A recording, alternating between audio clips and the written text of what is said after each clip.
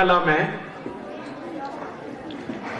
उपस्थित सभी सम्माननीय नागरिक बंधुओं, इस रेल कोच फैक्ट्री को चलाने वाले सभी संचालक साथियों, विवेकानंद विचार मंच और उसको आगे बढ़ाने वाले मेरे सभी सहयोगियों, मैं आप सबका बहुत आभारी हूं कि आपने शहीद आजम भगत सिंह के बलिदान दिवस की पूर्व संध्या पर इस कार्यक्रम का आयोजन किया और मुझे आपसे कुछ संवाद करने का, विचार प्रस्तुत करने का मौका मिला।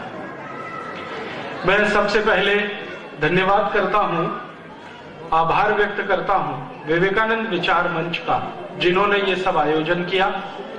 आपका विशेष आभार व्यक्त करता हूं कि आपने अपने घर में से आज का कुछ समय निकाला और यहां आप सब उपस्थित हुए। और मेरे सहयोगी श्री यज्ञदत्त जी, सुरेश भाई, राकेश जी, ये सब जो पिछले कई दिनों से मेरे साथ हैं, उनका भी आभारी हूं कि उन सबके सहयोग से मैं आपके साथ, आपके सम्मुख पहुंच सका। भारत देश में 6,32,000 क्रांतिकारी हैं जो शहीद हुए। 6,32,000 क्रांतिवीर थे जिन्होंने इस देश की आजादी के लिए शहादत दी। भगत सिंह उनके सर्वोच्च शिखर पर हैं, ऐसा पूरा देश मानता है। शहीद आजम का खिताब भगत सिंह को मिला, ऐसा पूरे देश की तरफ से उनकी ये भावना है। कल 23 मार्च को पूरा भारत देश उनकी शहादत का स्मरण करेगा, उनको श्रद्धांजलि देगा। भगत सिंह जी की शहादत के बारे में आप सब बहुत कुछ जानते हैं। छोटी सी एक जानकारी जो मैं आपसे शेयर करना चाहता हूं, क्योंकि श्री ब्रजमोहन जी ने जो जानकारियां दी उसके साथ वो कॉम्प्लीमेंट्री है, उन जानकारी को और आगे बढ़ाने वाली है। अंग्रेजों की सरकार ने 24 मार्च 1931 का दिन तय किया उनको फांसी देने का, लेकिन एक दिन पहले फांसी क्यों दी, उसकी कहानी अगर आप सब जाने तो बहुत अच्छा होगा। अंग्रेजों की सरकार ने सरदार भगत सिंह को एक दिन पहले ही क्यों फांसी के फंदे पर लटका दिया, बिना किसी को बताए, बिना किसी को जानकारी दिए हुए? क्यों अंग्रेजों की सरकार ने अपने ही कानून और नियम का उल्लंघन किया भगत सिंह जी को फांसी देने में? नियम और कानून का उल्लंघन क्या था? आप जानते हैं कि अंग्रेजों की सरकार दुनिया के जिन भी देशों में चली और वहां पर उन्होंने फांसी देने के लिए जो नियम, कायदे, कानून बनाए, उनमें से एक नियम यह है कि किसी को भी फांसी दी जाती है तो सुबह के समय दी जाती है। सुबह का समय फांसी देने के लिए निश्चित किया हुआ है। दुनिया के सभी देशों में इसका पालन होता है।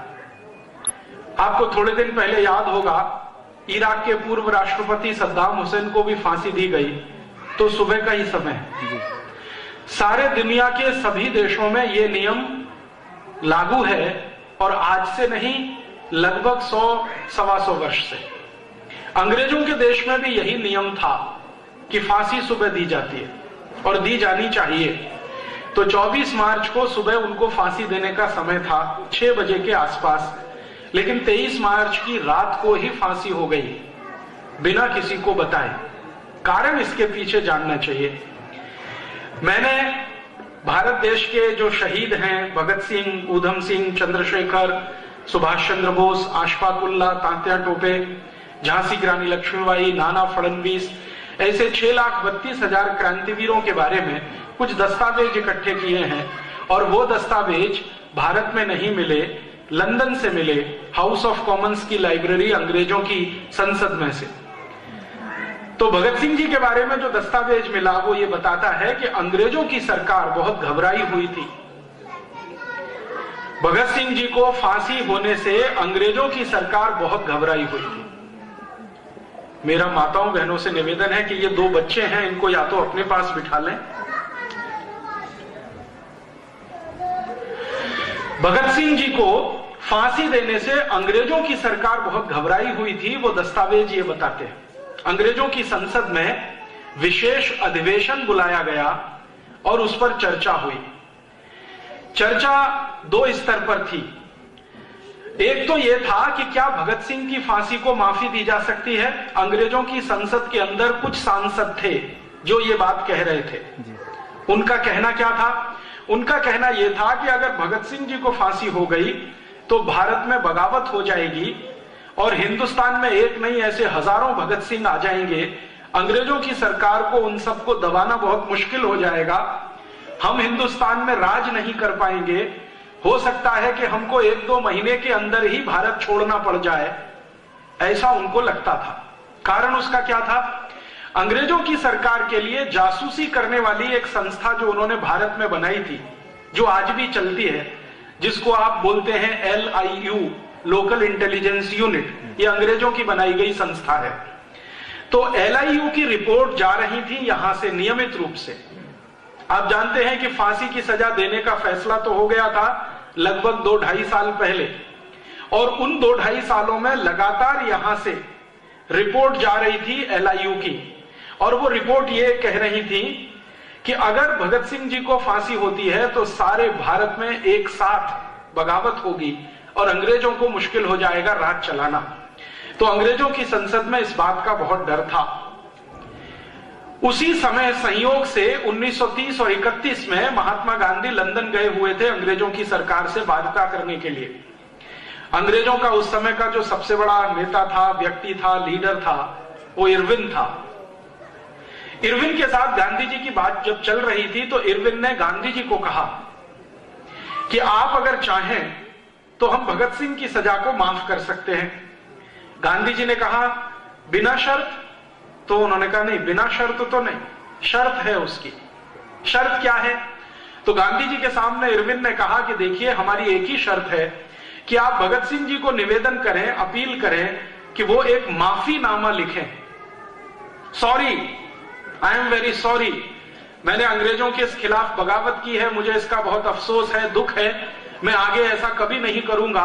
इस तरह का एक माफीनामा लिखें और भगत सिंह जी के हस्ताक्षर उस पर हों और मेरे सामने आप उसे प्रस्तुत करें। ये इरविन कह रहा है गांधी जी से। तो मैं अपनी संसद को कहूंगा कि वो एक स्वर से भगत सिंह की सजा को माफ करें। गांधी जी ने कहा कि मैं ऐसी कोई भी शर्त मान नहीं सकता जिसके बारे में भगत सिंह जी का कंसेंट मेरे पास ना हो। तो इरविन ने कहा कि आप भगत सिंह जी का कंसेंट ले लीजिए, समय आपके पास है, 1 साल का वक्त है। तो गांधी जी ने कहा कि मैं अभी तुरंत थोड़ी 2-4 दिन की आपसे मोहलत चाहता हूं, मैं एक टेलीग्राम करूंगा, मेरे एक मित्र को टेलीग्राम करूंगा, वो लाहौर सेंट्रल जेल में भगत सिंह जी को मिलेगा और आपने जो कहा है मैं वो भगत सिंह जी तक पहुंचाने की कोशिश करूंगा। अगर बात बनती है तो हम इस पर आगे जाएंगे। गांधी जी ने एक टेलीग्राम किया। भारत देश के एक अच्छे व्यक्ति, महत्वपूर्ण व्यक्ति, उनका नाम था तेज बहादुर सप्रू। इलाहाबाद हाई कोर्ट में बहुत ऊंचे वकील माने जाते थे, कश्मीरी थे। गांधी जी का टेलीग्राम सप्रू जी के पास आया और कहा कि तुरंत जाओ लाहौर जेल में, भगत सिंह जी को मिलकर आओ और पूछो कि इरविन ऐसा कहता है कि आप एक माफीनामा लिखकर दो तो आपकी सजा फांसी की माफ की जा सकती है। सप्रू जी जब पहुंचे भगत सिंह जी को मिलने के लिए और ये जानकारी उन्होंने जब भगत सिंह जी के सामने दी तो उन्होंने कहा कि मुझे कोई भी शर्त अंग्रेजों की मंजूर नहीं है, मैं नहीं मानता कि मैंने कोई गलत काम किया है, इसलिए माफीनामा लिखने का कोई प्रश्न नहीं है। सप्रू जी ने एक दूसरे तरह से उनको समझाया कि भगत सिंह जी, अगर आपकी फांसी रुक जाएगी, आप जेल से छूट जाओगे, तो आपके जैसे कितने क्रांतिवीरों को आप ट्रेनिंग दे सकते हो, तैयार कर सकते हो, भारत की आजादी जल्दी आएगी। तो भगत सिंह जी ने उनकी बात को काटते हुए कहा कि नहीं, उल्टा होगा। अगर मैं छूट गया, मेरी फांसी की सजा माफ हो गई, मैंने ये माफीनामा लिखकर दे दिया, तो भारत में अंग्रेजों के खिलाफ बगावत का ये जो अभियान शुरू हुआ है, ये पूरा अभियान ही ठंडा पड़ जाएगा, दूसरा कोई भगत सिंह इसमें से निकलकर नहीं आएगा। सप्रू ने कहा क्यों? तो भगत सिंह ने कहा कि हिंदुस्तानियों की एक खासियत है, भारतवासियों की एक खासियत है कि वो मरने से नहीं डरते हैं, लेकिन मरने से पहले का जो दर्द होता है उसको वो सह नहीं सकते। ये बहुत गहरी बात उन्होंने कही। मरने से तो नहीं डरते हैं, 1 मिनट में मृत्यु आ जाए कोई हिंदुस्तानी को उससे फर्क नहीं पड़ता, लेकिन मृत्यु आने के पहले का जो दर्द होता है वो उनकी तकलीफ बढ़ा देता है। मैं भी ऐसा ही एक हिंदुस्तानी हूं, मैं मेरी तकलीफ बढ़ाना नहीं चाहता। मैं तय कर चुका हूं कि मुझे फांसी हो जाए, कोई फर्क नहीं पड़ता। सप्रू जी का दूसरी बार, तीसरी बार, 3 बार आना हुआ लाहौर सेंट्रल जेल में सिर्फ ये समझाने के लिए। उन्होंने देख लिया कि वो तैयार नहीं है और फिर सप्रू जी ने वापस गांधी जी को टेलीग्राम किया कि बापू, भगत सिंह जी का ये मानना है कि उनको फांसी हो जाए, वही भारत देश के लिए और उनके अपने संकल्प के लिए अच्छा है। आप लिहाजा इरविन के साथ कोई बात अगर करें तो माफीनामे का शब्द बीच में ना लाएं, क्योंकि वो लिखने को तैयार नहीं है और हम में से भी कोई नहीं चाहता कि वो माफीनामा लिख कर दें, क्योंकि मानते हैं हम उन्होंने कुछ गलत नहीं किया, उन्होंने अपने भारत की आजादी के लिए किया है। भारत इस समय ठंडा पड़ा हुआ है, शब्द पर ध्यान दीजिए। सप्रू जी का गांधी जी को टेलीग्राम कह रहे हैं भारत इस समय ठंडा पड़ा हुआ है। 1919 में एक ज्वाला उठी थी, जलियांवाला बाग हत्याकांड हुआ था, उसी समय हम चाहते तो अंग्रेजों को भारत से मार के भगा देते, लेकिन हमने उस अवसर का फायदा नहीं उठाया। ऐसी ही ज्वाला 1857 में उठी थी, भारतवासियों ने तब भी उसका पूरा लाभ नहीं उठाया।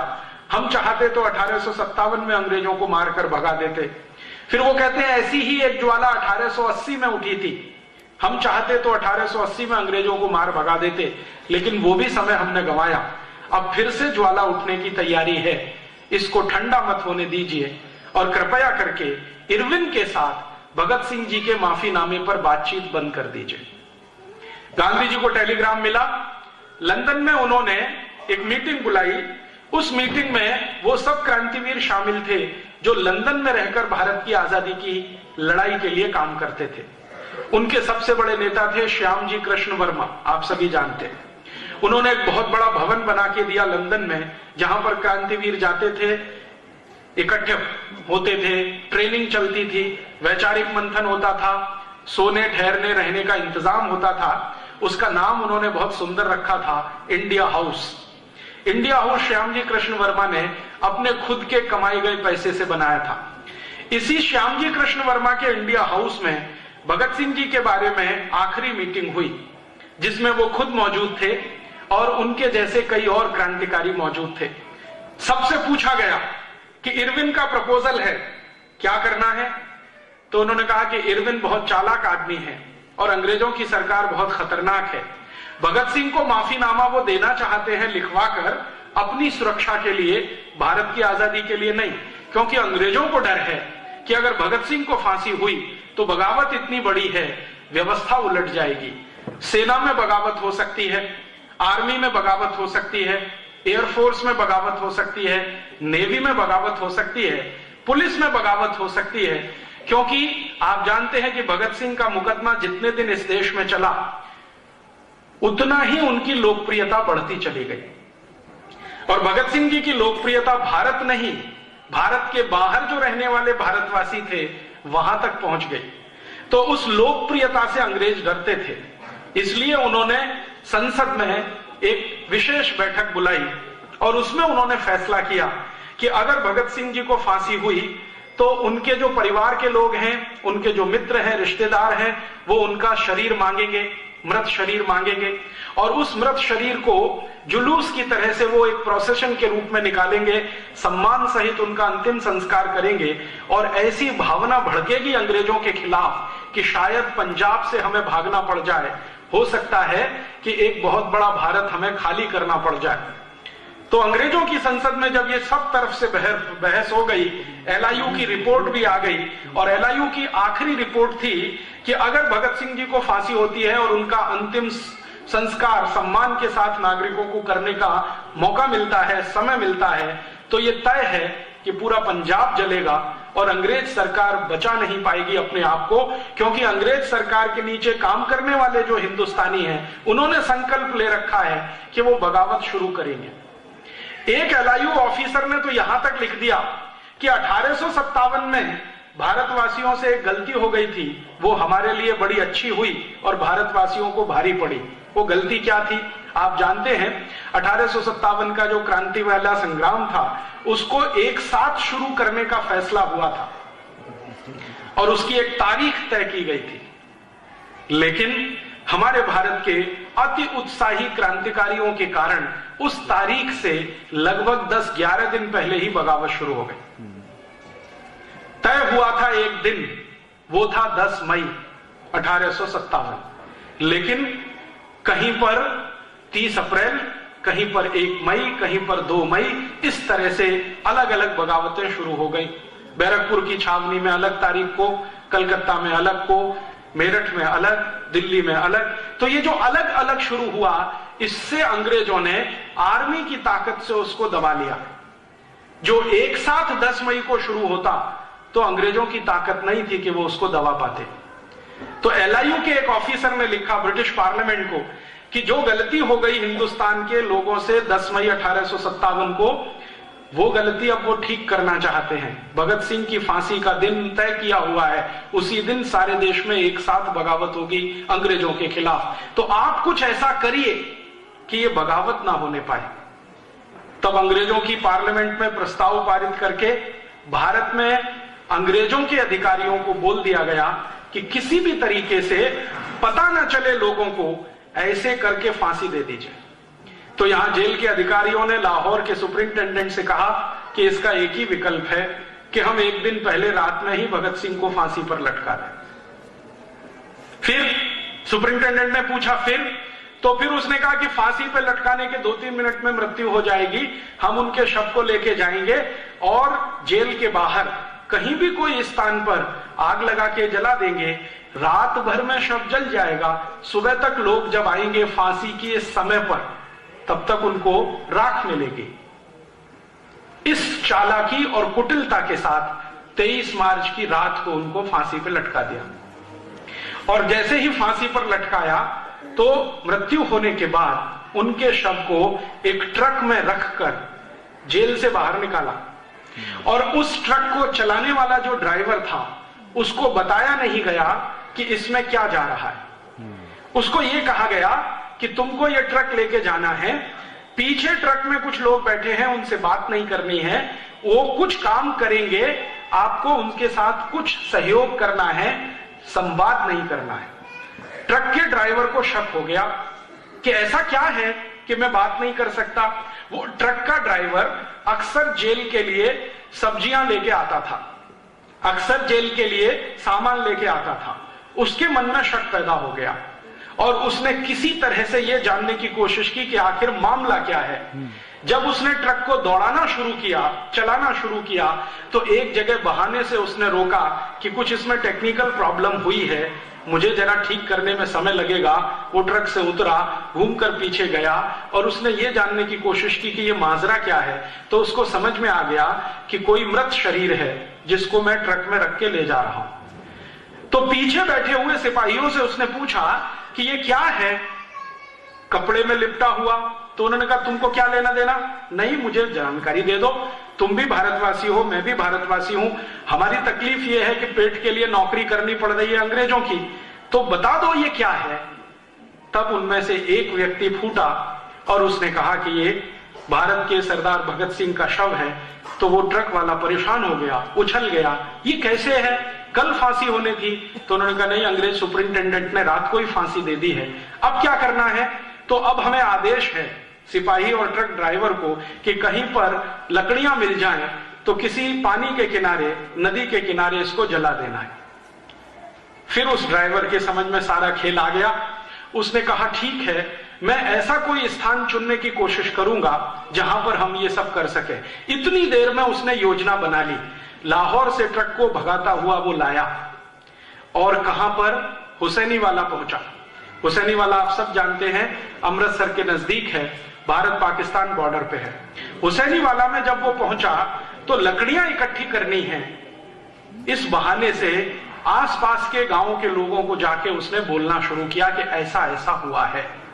तब लोग वहां से दौड़े और लोगों को दौड़ाते दौड़ाते वो लेके आया वहां तक। तो वो अंदर बैठे हुए सिपाही छोड़कर भागे और भगत सिंह जी के शरीर को सम्मान के साथ हुसैनीवाला में अंतिम संस्कार करने का उस ट्रक ड्राइवर ने बहुत बड़ा पराक्रम किया। अंग्रेजों की सरकार ने भगत सिंह को एक दिन पहले फांसी सिर्फ इसलिए दी कि उनको डर था कि बगावत हो जाएगी और हम यहां रह नहीं पाएंगे। इस छोटी सी घटना का गंभीर विश्लेषण अगर हम करें, अंग्रेजों की पूरी सरकार अकेले सरदार भगत सिंह से इतनी घबराई हुई थी कि फांसी हो जाए तो बगावत हो सकती है। घबराहट इतनी अधिक थी अंग्रेजों में एक भगत सिंह के कारण। और संसद में जब जब भगत सिंह के बारे में चर्चा हुई तो अंग्रेज अधिकारी जिन्होंने भगत सिंह को नजदीक से देखा वो कहते थे कि वो आदमी है, मरने से नहीं डरता है। और ऐसे हिंदुस्तान में लाखों क्रांतिकारी हैं जो मरने से नहीं डरते हैं। हिंदुस्तानियों को मरने का डर दिखाकर गुलाम बनाना बहुत मुश्किल है, कोई और रास्ते हमको तलाशने पड़ेंगे।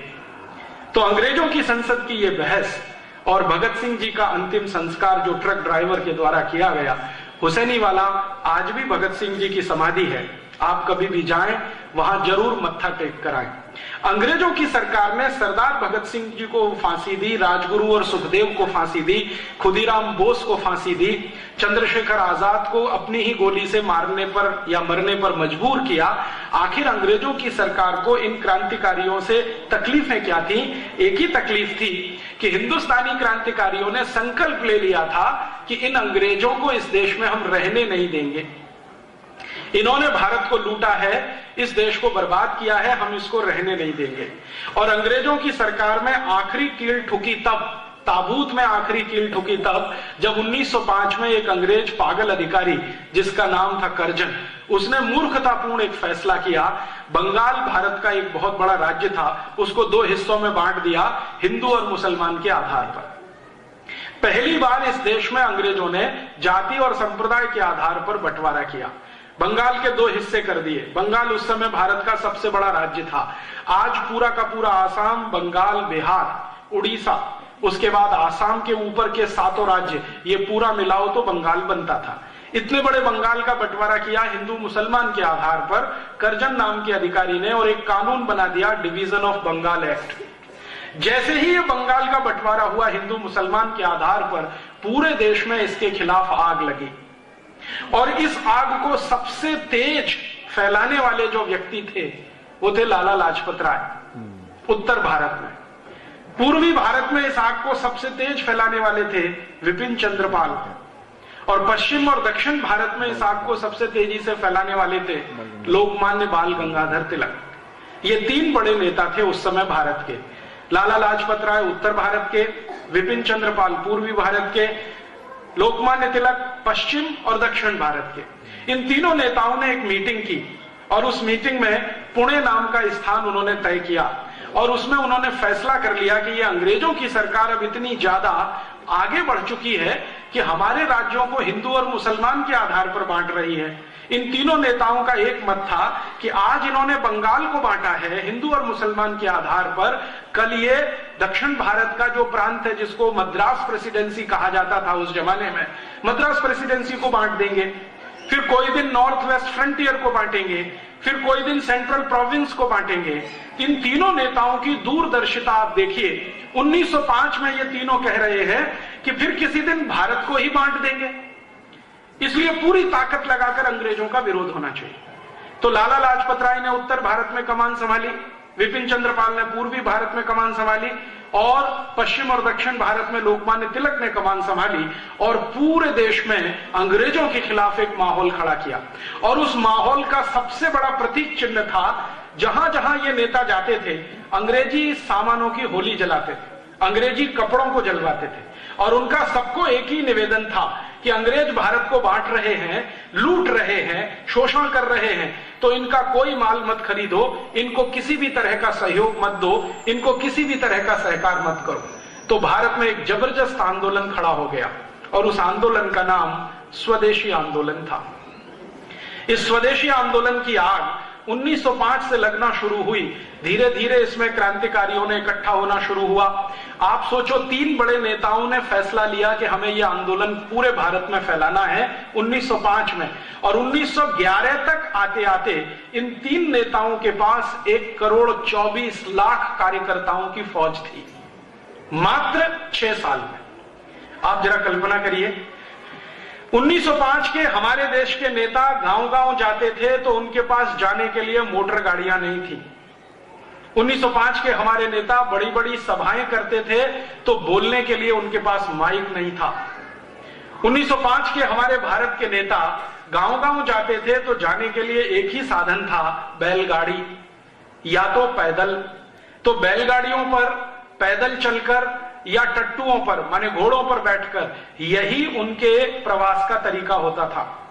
माइक होता नहीं था, सैकड़ों लोगों की सभाएं में संबोधन करना पड़ता था, सवेरे से शाम तक। लोकमान्य तिलक की पर्सनल डायरी मैंने पढ़ी तो पता चला एक एक दिन में 8-8, 10-10 सभाएं करनी पड़ती। एक एक सभा में 1-1 घंटे, 1.5 घंटे बोलना पड़ता था। और इन तीनों नेताओं ने बिना थके गांव-गांव ये काम शुरू किया। 6 साल की इनकी मेहनत का परिणाम निकला कि पूरे भारत में स्वदेशी आंदोलन में 1,24,00,000 कार्यकर्ता इकट्ठे हो गए। फिर इन्होंने तय किया कि अब कार्यकर्ताओं की संख्या बहुत है तो अब अंग्रेजी सरकार को झुकाया जाए और इनके सामने कोई ताकत का प्रदर्शन किया जाए। तो अंग्रेजी सरकार के अधिकारी कर्जन को इन्होंने नोटिस दिया, तीनों ने संयुक्त रूप से, और उस नोटिस में लिखा कि या तो आप बंगाल का बंटवारा वापस करो और नहीं तो हम आपके खिलाफ असहयोग, सत्याग्रह और बगावत करेंगे और आपकी सरकार को चलने नहीं देंगे। कर्जन ने अपने अधिकारियों को भेजा बात करने के लिए, तो इन तीनों नेताओं ने अधिकारियों को कहा कि हमारे पास एक सबसे बड़ी ताकत है कि 1,24,00,000 कार्यकर्ता हैं, ये आपके खिलाफ बगावत करते हुए जेल जाएंगे। अंग्रेजों के पास जेल की कुल संख्या 17,000 है। इस 17,000 जेलों में कुल रह सकने वालों की ताकत अगर गिन लिया जाए तो 1.5 लाख से ज्यादा नहीं रह सकते। हम 1,24,00,000 जेल जाएंगे, आप रखेंगे कहां हमको? जेलें टूट जाएंगी आपकी। तो अधिकारी बौखला गए, वो वापस कर्जन के पास गए और कर्जन को समझाया कि 1,24,00,000 हैं इनके पास कार्यकर्ता। इन्होंने अभियान में कॉल दे दिया, ये सब जेल जाएंगे, जेलें छोटी पड़ जाएंगी, दीवारें टूट जाएंगी, सरकार अस्त व्यस्त हो जाएगी, सारी व्यवस्था टूट जाएगी, क्या करना? तो कर्जन ने तुरंत टेलीग्राम किया ब्रिटिश पार्लियामेंट को। ब्रिटिश पार्लियामेंट से वापस टेलीग्राम आया कि जो तीनों नेता कह रहे हैं उनकी बात मान लो और सरेंडर कर दो। तब कर्जन ने तीनों को सम्मानपूर्वक कलकत्ता बुलाया और उसमें उनके साथ एक समझौता किया। समझौता यह था कि डिवीजन ऑफ बंगाल एक्ट, जो हिंदू और मुसलमान के आधार पर बंटवारा हुआ है, यह वापस लिया जाएगा। आप जानते हैं अंग्रेजों की योजना यह थी कि हिंदू और मुसलमानों को आपस से अलग कर दो, क्योंकि आजादी की लड़ाई में दोनों साथ लड़ रहे थे, इनको अलग कर दो। तो उन्होंने एक बंगाल बना दिया पूर्वी बंगाल, जिसको आज का आप बांग्लादेश कहते हैं, एक बना दिया पश्चिमी बंगाल, जिसको आज का हम भारत का पश्चिमी बंगाल कहते हैं। ये बंगाल के बंटवारे के आधार पर वो चाहते थे कि देश में कमजोरी आ जाए और संप्रदाय के आधार पर आग फैल जाए। माने भारत का बंटवारा करने का बीज 1905 में कर्जन ने डाला। 1911 में कर्जन को अपना ही कदम पीछे खींचना पड़ा, कानून वापस लेना पड़ा। कानून जैसे ही वापस आया पूरे भारत में खुशी की लहर दौड़ गई और भारतवासियों में एक आत्मविश्वास आया कि हम अंग्रेज सरकार को झुका सकते हैं और उसको सरेंडर करा सकते हैं, बनिस्बत कि हम एक रहें। तो उसी दिन से अंग्रेज सरकार रात दिन योजना बनाती रही कि कैसे भारतवासियों को तोड़ा जाए और कैसे भारतवासियों को फिर से अलग किया जाए। और उसी तोड़ने और अलग करने का नतीजा यह था कि अंग्रेजों की सरकार ने भारत के अंदर एक ऐसा आदमी खोजा जो उनके इस काम को आसान करे, और उस आदमी का नाम था मोहम्मद अली जिन्ना। मोहम्मद अली जिन्ना लंदन में पढ़ रहा था उस समय। कॉलेज उनका था हैरिस कॉलेज, वहां पर वो पढ़ाई करता था। पढ़ाई करते समय उनकी नजर पड़ी। अंग्रेजों ने तय कर लिया कि इस आदमी को हम भारत में मुस्लिम लीडर के रूप में प्रमोट करेंगे और इसकी मदद से अपनी नीतियों को भारत में लागू कराएंगे। मोहम्मद अली जिन्ना को हमेशा अपने कंट्रोल में रखने के लिए अंग्रेजों ने उसके पीछे एक बहुत बड़ी चाल खेली। आप जानते हैं कि अंग्रेजों की कौम दुनिया में सबसे निकृष्ट है। कभी भी कानूनी काम करना हो, उससे भी कई गुना नीचे गिरकर गैर कानूनी काम भी वो कर सकते हैं। किसी राजा के साथ भारत में उन्होंने संधि की, अगले ही दिन उस संधि से पलट सकते हैं। तो जिन्ना को प्रमोट करने का तय किया और उसके पीछे अपना एक पिल्लू छोड़ दिया या एक एजेंट लगा दिया। उस एजेंट का नाम था एडविना। उस एजेंट का नाम था एडविना। बाद में यही एडविना माउंटबेटन की पत्नी बनाई गई और उसको भारत में उन्होंने भेजा था। बीच का किस्सा यह है कि लगा दिया जिन्ना के पीछे एडविना को। एडविना भी उसी कॉलेज की विद्यार्थी थी, लॉ में पढ़ती थी जिसमें जिन्ना पढ़ता था। और कुछ संयोग ऐसा हुआ या दुर्योग ऐसा हुआ कि जहां उन्होंने लगा दिया जिन्ना के पीछे एडविना को और जिन्ना को पता नहीं, वहीं उसी समय नेहरू जी भी पढ़ाई किया करते थे हैरिस कॉलेज में, पंडित जवाहरलाल नेहरू। और पंडित जवाहरलाल नेहरू जो हैरिस कॉलेज में पढ़ा करते थे, जिन्ना के साथ कभी कभी चाय कॉफी पिया करते थे। धीरे धीरे इस एडविना ने नेहरू और जिन्ना दोनों को शराब पीना सिखाया और दोनों को धीरे धीरे आगे बढ़ाया। अंग्रेजों की पॉलिसी थी कि दोनों को पैम्परिंग करते रहना है, दोनों को थपथपाते रहना है। थोड़े दिन के बाद जब इनकी पढ़ाई पूरी हुई, ये वापस आए, तो एडविना इनके साथ लग चुकी थी। शादी तो उसकी बाद में हुई है, पहले वो लग चुकी थी। एडविना को ब्रिटिश पार्लियामेंट ने एक स्पेशल ऑफिसर बना के एक बहुत बड़ी पोस्ट देकर, सीक्रेट एजेंसी के जैसे एक पोस्ट बनाकर हिंदुस्तान में लगा दिया और उसको कहा गया कि एक ही काम करना है, जिन्ना को प्रमोट करते हुए, पैम्परिंग करते हुए मुसलमानों का नेता घोषित करवाना है। जिन्ना भारत आ गया पढ़ाई पूरी करके। फिर उसके बाद अंग्रेजी अखबार जो यहां छपा करते थे हिंदुस्तान में, उन अंग्रेजी अखबारों में जिन्ना के बड़े बड़े बयान, एक छोटी सी बात कहे तो उसको बड़ा करके छापना, फोटो के साथ छापना, ये सब कहानी उन्होंने शुरू की। जिन्ना को लगा कि वो बहुत बड़ा लीडर है। वो दिल्ली में एक छोटा सा स्टेटमेंट करता था। अंग्रेजों का अखबार जिसको आप टाइम्स ऑफ इंडिया कहते हैं, ये अंग्रेजों का अखबार हुआ करता था। इसमें फ्रंट पेज पे छपता था। जिन्ना को लगता था अरे बहुत बड़ा लीडर हो गया वो। वास्तव में उसकी बात कोई सुनता और समझता नहीं था। भारत में मुसलमानों के दो वर्ग हैं, एक वर्ग शिया है, दूसरा सुन्नी है। दोनों ही जिन्ना को नेता नहीं मानते थे। शियाओं को पूछो कि जिन्ना नेता बन गया तो शिया और सुन्नी कहते थे जी तो कन्वर्टेड है, हमारा लीडर नहीं है। फिर उनसे दूसरी बात पूछो तो वो कहते थे ये तो सुअर का मांस खाता है, हमारे यहां तो वर्जित है। फिर उसको पूछो तीसरी बात तो ये तो शराब पीता है, हम मुसलमान तो शराब नहीं पीते। और सबसे बड़ा ऑब्जेक्शन था, जिन्ना का परिवार ब्याज पर पैसे दिया करता था, ये उनका मुख्य बिजनेस था। आप जानते हैं कि मुसलमान ब्याज पर पैसा लेना देना पसंद नहीं करते। तो वो कहते थे ये मुसलमान कहां से है। तो हिंदुस्तान का शिया और सुन्नी समाज जिन्ना को लीडर कभी मानता नहीं था, लेकिन अंग्रेज जबरदस्ती उसको मुसलमानों का नेता है ऐसा करके पैम्परिंग किया करते थे। धीरे धीरे उसकी बार्गेनिंग पावर उन्होंने बढ़ाना शुरू किया और कांग्रेस में उसको पहले भर्ती करा दिया। कांग्रेस के अंदर आके उसने ये कहना शुरू किया कि एक ना एक दिन भारत आजाद होगा तो अलग अलग हमको संप्रदायों के आधार पर मत विभाजन करवाना है। तो कांग्रेस के कई नेता कहा करते थे कि नहीं ये कोई काम नहीं है, ये कोई इशू नहीं है। धीरे धीरे जिन्ना ने देख लिया कि कांग्रेस उसकी इस बात से सहमत नहीं है, अंग्रेज उसको बराबर इसी के लिए पैम्परिंग करते रहे। एक दिन जिन्ना ने कहा कि कांग्रेस में मेरा दम घुटता है, मुझे ये पार्टी छोड़नी है, वो अलग आ गया। उसी समय अंग्रेजों ने क्या किया कि पुरानी बनाई हुई एक छोटी सी संस्था थी जिसका नाम था मुस्लिम लीग, जिसका अंग्रेजों ने कभी रजिस्ट्रेशन किया था सोसाइटीज ऑफ रजिस्ट्रेशन एक्ट के आधार पर 1905-6 में। उस संस्था का जिन्ना को प्रेसिडेंट बना दिया। उस संस्था में मेंबर कितने थे? 5। उसमें से एक जिन्ना, 4 में एक टाइपिस्ट जो संस्था का काम टाइप करता रहता था, एक झाड़ू लगाने वाला, ऐसे करके 5 मेंबर थे। छठा कोई मेंबर नहीं था। लेकिन यह संस्था का नाम ऐसा फैलाया, टाइम्स ऑफ इंडिया में पहले ही दिन जब मुस्लिम लीग का प्रेसिडेंट बना तो जिन्ना का इंटरव्यू आया। उसमें पूछा गया कि भाई आपका उद्देश्य क्या है? तो आजादी लेना। तो उसके बाद का उद्देश्य क्या है? तो भारत में मुसलमानों की सत्ता स्थापित कराना। तो कैसे संभव है? हिंदू तो मेजॉरिटी में है, तो जिन्ना ने कहा कि अगर संभव नहीं हुआ तो भारत का बंटवारा करना। इस तरह से वो आदमी बढ़ता गया, अंग्रेज उसको खाद पानी देते गए, उसमें बहुत सारा पैसा इन्वेस्ट करते गए।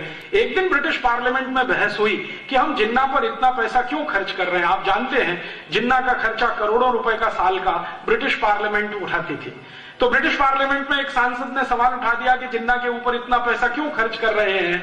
तो अंग्रेजों का एमपी नहीं, प्राइम मिनिस्टर कहता है, क्लेमेंट आर एटली, एक दिन पार्लियामेंट में, और चर्चिल भी बाद में कहता है कि ये हमारा ट्रम्प कार्ड है, इसमें पैसा हम लगा रहे हैं ताकि जब चाहें तब इसको एनकैश कर सकें। और ये बात 1939 में कही विंस्टन चर्चिल ने, 1942 में कही क्लेमेंट आर एटली ने कि ये हमारा ट्रम्प कार्ड है, और सच में उन्होंने उसको ट्रम्प कार्ड की तरह से इस्तेमाल किया। 1942 का भारत छोड़ो आंदोलन जब सफल हो गया और अंग्रेजों ने देख लिया कि भारत के क्रांतिकारियों में बहुत बड़ी लहर पैदा हो गई है, भारत छोड़कर जाना ही पड़ेगा, और उससे भी ज्यादा महत्वपूर्ण बात यह थी कि सेकेंड वर्ल्ड वॉर में अंग्रेजों की इतनी पिटाई हो चुकी थी कि उनकी पूरी की पूरी कमर टूट गई थी, आर्थिक रूप से वो बहुत कमजोर हो गए थे, कारखाने उनके बहुत बुरी तरह से बंद हो गए थे, क्योंकि एक तो मंदी चल रही थी इंग्लैंड में और ऊपर से सेकेंड वर्ल्ड वॉर लड़ना पड़ा। सामने जो उनका दुश्मन था हिटलर, वो बहुत ताकतवर था, इसलिए अंग्रेजों की कमर टूटी हुई थी। तो उन्होंने कहा अब ये दो देशों को हम संभाल पाए ये संभव नहीं है, भारत को छोड़ना ही पड़ेगा अगर हम अपने को बचाना चाहते। तो उन्होंने 1942 के अंत में ही तय कर लिया था कि अब हम भारत को छोड़ देंगे। बाद में घोषणा भी कर दी 45 में कि भारत को छोड़ देंगे। जैसे ही भारत को छोड़ने की बात आई तो जिन्ना को फिर आगे कर दिया कि अब तुम डिमांड करो।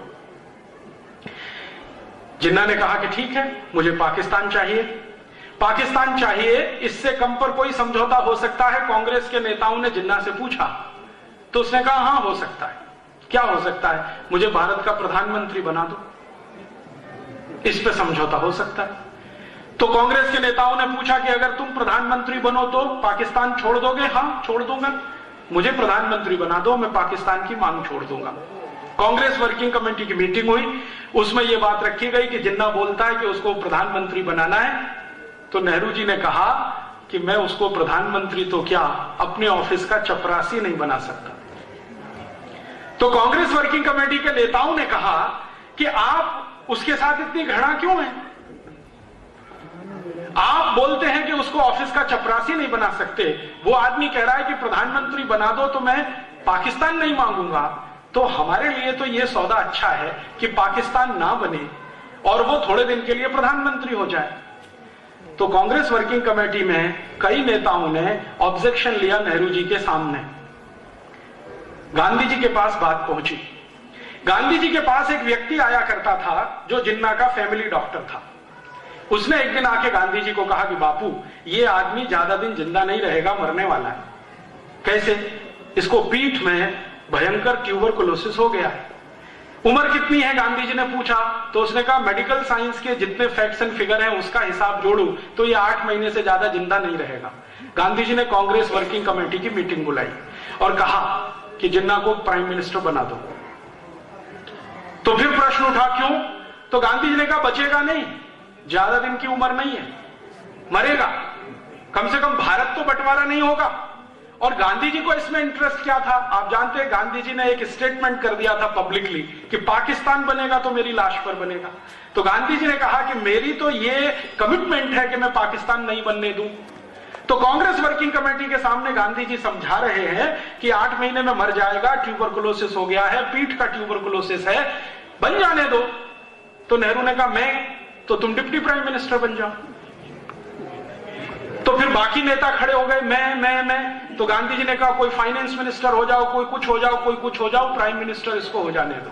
तब नेहरू ने फिर कहा गांधी जी से, और वो आप सुनिए, और वो रिकॉर्ड की बात है, कोई साधारण बात नहीं है, फिर आपको समझ में आएगा कि भारत के बंटवारे का जिम्मेदार कौन है। नेहरू जी ने कहा कि बापू, अगर जिन्ना प्रधानमंत्री बनेगा तो मैं कांग्रेस को तोड़ दूंगा, और मैं कांग्रेस को तोड़कर अपना अलग गुट बनाऊंगा और अंग्रेजों के सामने सत्ता के दावे का क्लेम करूंगा। जैसे आज हमारे देश में होता है ना, चुनाव खत्म होता है, गवर्नर के पास हम जाते हैं ना क्लेम करने के लिए कि मैं कल से सरकार बनाऊंगा, तो नेहरू जी का स्टेटमेंट है, रिकॉर्डेड स्टेटमेंट है, गांधी जी के सेक्रेटरी ने रिकॉर्ड किया जिनका नाम था प्यारेलाल, वो लिखा हुआ है। तो नेहरू जी कहते हैं कि मैं कांग्रेस का एक गुट बनाऊंगा, अंग्रेजों के सामने अपना दावा पेश करूंगा, हो सकता है अंग्रेज मुझे सत्ता हस्तांतरण करें, फिर उसके बाद क्या होगा। तब गांधी जी ने कहा कि नेहरू, अगर तुम्हारी ये विचारधारा है तो मुझे भगवान अभी उठाए, मैं अब 1 मिनट भी जिंदा नहीं रहना चाहता। तो मौलाना अब्दुल कलाम ने गांधी जी को पूछा कि आप इतने निराश क्यों हो गए, तो गांधी जी ने कहा कि मैंने किसी गलत आदमी के सिर पे हाथ रखा है। गलत आदमी माने पंडित जवाहरलाल नेहरू। फिर गांधी जी ने अपने सेक्रेटरी प्यारेलाल को कहा कि ये नेहरू और जिन्ना में इतनी घृणा क्यों है। प्यारेलाल ने कहा मुझे नहीं मालूम है। तो गांधी जी ने कहा पता कराओ। तो पता कौन कराएगा। तो LIU के दिल्ली के ऑफिसर को बुलाया, जो गांधी जी की प्रार्थना में नियमित रूप से आता था रिपोर्टिंग करने के लिए। गांधी जी ने अपने पास बुलाया कि भाई एक रहस्य मुझे बता दो, क्या कि ये जिन्ना और नेहरू एक दूसरे को पसंद नहीं करते, फूटी आंख देख नहीं सकते, चक्कर क्या है। तो LIU के ऑफिसर ने कहा 15 दिन का समय दे दो, मैं आपको बता दूंगा। 15 दिन के बाद वो आया और उसने कहा कि बापू ऑफिशियल रिपोर्ट दूं कि अनऑफिशियल। तो गांधी जी ने कहा दोनों दो। तो उन्होंने कहा कि अनऑफिशियल रिपोर्ट ये है जो मैं लिख के नहीं दूंगा, लेकिन आप समझ जाएंगे। लिख के दूंगा, अप्रत्यक्ष रूप से लिखूंगा तो भी आप समझ जाएंगे। बात सीधी सी ये है कि ये जिन्ना और नेहरू एक दूसरे को पसंद इसलिए नहीं करते हैं कि इनके बीच में एडविना है।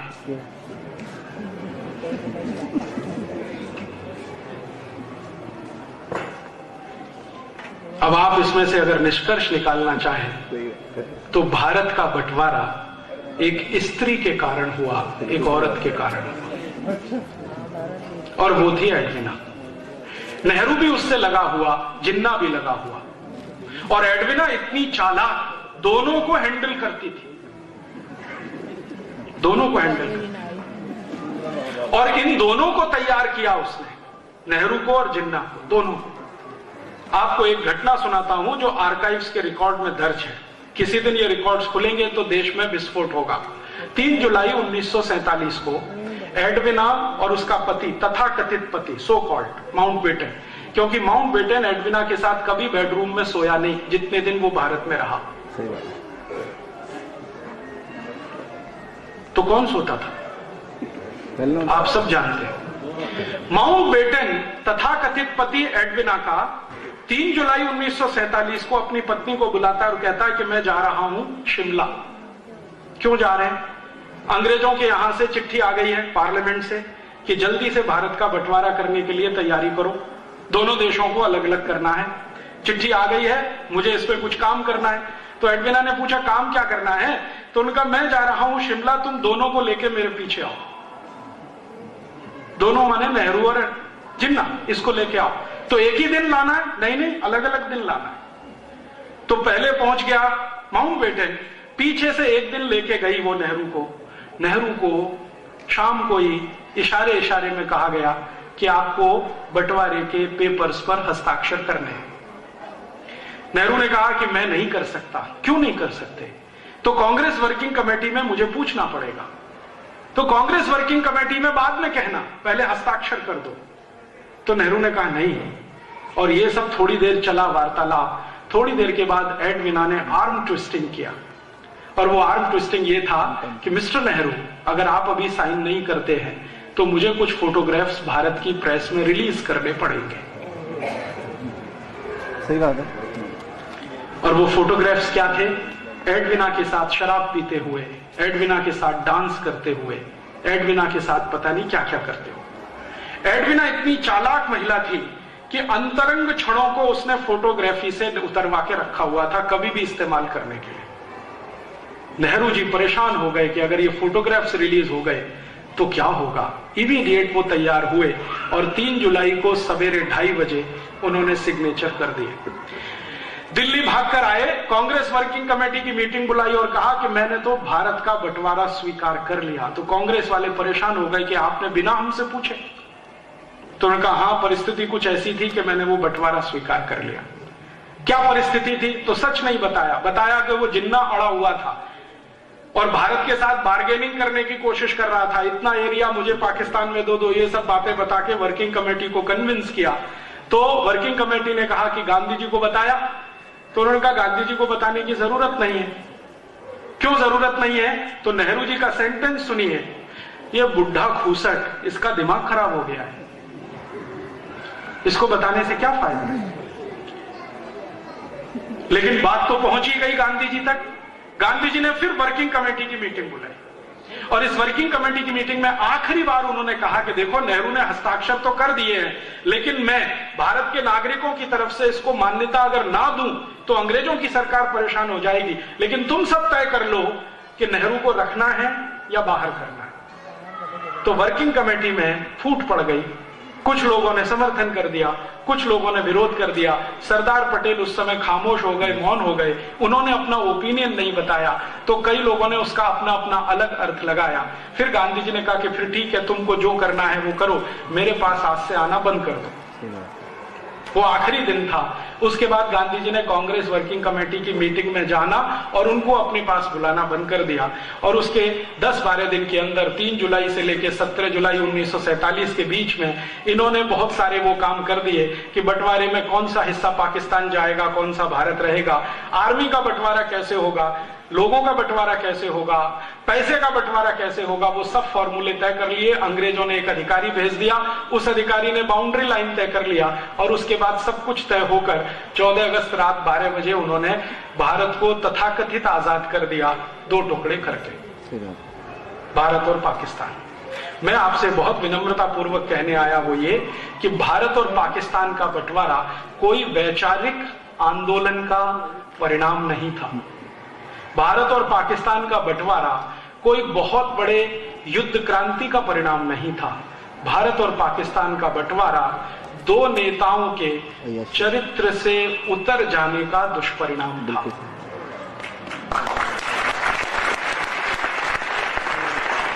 हमारे यहां यह कहा जाता है कि सामान्य आदमी दुष्चरित्र हो जाए तो उसका स्वयं का पतन होता है, लेकिन भारत के प्रधानमंत्री पद के दावेदार व्यक्ति के चरित्र का पतन हो जाए तो राष्ट्र का ही विनाश होता है।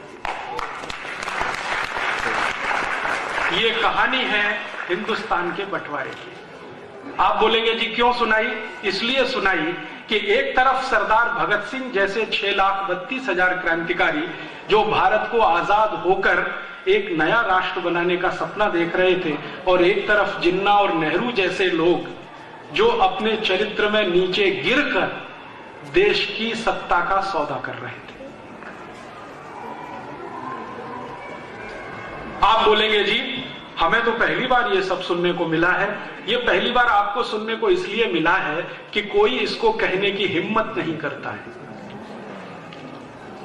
इस देश में बहुत सारे इतिहासकार हैं जो नेहरू जी के बारे में सब जानते हैं, लेकिन पब्लिक में जाकर बोलना ताकत नहीं है।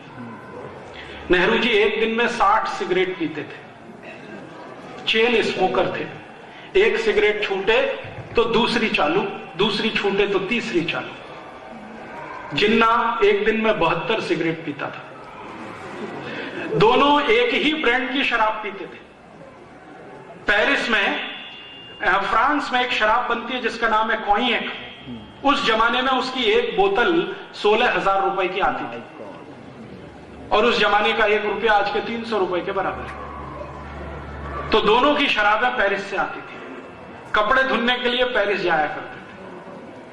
सिगरेट पीना, शराब पीना और मांस का खाना खाना। जिन्ना सुअर का मांस खा लेता था, नेहरू जी गाय का भी मांस खा लेते थे। इसका पता कैसे चला?